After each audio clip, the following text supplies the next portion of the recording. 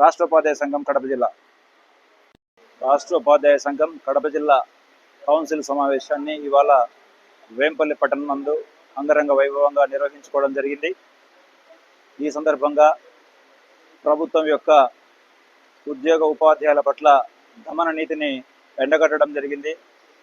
గత ప్రభుత్వం 11వ PRCలో ఉద్యోగ ఉపాధ్యాయులకు చేసిన అన్యాయాన్ని సవరిస్తామని, కేంద్ర ప్రభుత్వం ఎప్పుడైతే ధరలు పెరిగిన వెంటనే డిఏ ప్రకటించగానే వెనువెంటనే డిఏలు కూడా ప్రకటిస్తామని, గత ప్రభుత్వం ఉద్యోగ ఉపాధ్యాయులకు పెట్టిన 24,000 కోట్ల బకాయిలకు వెంటనే అధికారంలోకి రాగానే చెల్లిస్తామని చెప్పి ఎన్నికల సందర్భంగా నేటి కూటమి ప్రభుత్వం హామీలు ఇచ్చి రాజకీయ ప్రయోజనాన్ని పొంది ఎన్నికల్లో లబ్ధి పొంది ఈరోజు 16 నెలలైనప్పటికీ కూడా అధికారంలోకి వచ్చినప్పటికీ కూడా ఇప్పటికీ 3 డిఏలు పెండింగ్లో ఉన్నాయి.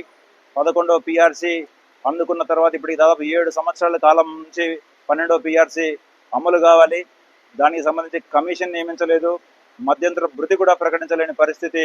అలాగే ఈరోజు హెల్త్ కార్డుల ద్వారా ఆరోగ్యాన్ని అనారోగ్య కారణాలతో సూపర్ స్పెషాలిటీ ఆసుపత్రులకు వెళ్ళి ఆరోగ్యాన్ని రక్షించుకోవడానికి రాష్ట్ర ప్రభుత్వ ఉద్యోగ ఉపాధ్యాయులు లక్షలాది రూపాయలు ఖర్చు పెట్టాల్సి వస్తుంది. క్యాష్లెస్ ట్రీట్మెంట్ హెల్త్ కార్డుల ద్వారా అందని పరిస్థితి ఈరోజు రాష్ట్రంలో నెలకొని ఉంది. దాదాపు 800 మంది ఉపాధ్యాయుల సర్వీసులో చనిపోయారు. వారి పిల్లలకు కారుణ్య నియామకాలు చేపట్టాలి, మెమోను గత ప్రభుత్వం ఇచ్చిన మెమోను సవరించమని కోరితే కూడా ఇప్పటి వరకు సవరించిన పరిస్థితి. ఆ పిల్లలు ఇప్పటికీ కూడా ఉద్యోగాల కోసం ఎదురు చూస్తున్న పరిస్థితి.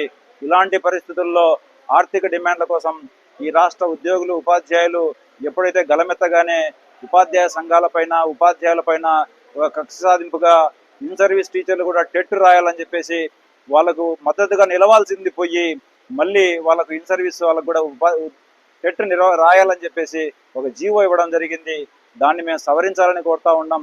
కేవలం డిఎస్సి అభ్యర్థుల కోసం మాత్రమే టెట్ పరిమితం చేయాలా, అలాగే రాష్ట్ర ప్రభుత్వం సుప్రీంకోర్టులో రివ్యూ పిటిషన్ వేసి అలాగే పార్లమెంటులో కూడా రైట్ టు ఎడ్యుకేషన్ యాక్ట్ చట్ట సవరణ కోసం ప్రయత్నం చేయాలని చెప్పేసి ఈ సందర్భంగా రాష్ట్ర ఉపాధ్యాయ సంఘం కడప జిల్లా శాఖ పక్షాన మేము డిమాండ్ చేస్తున్నాం.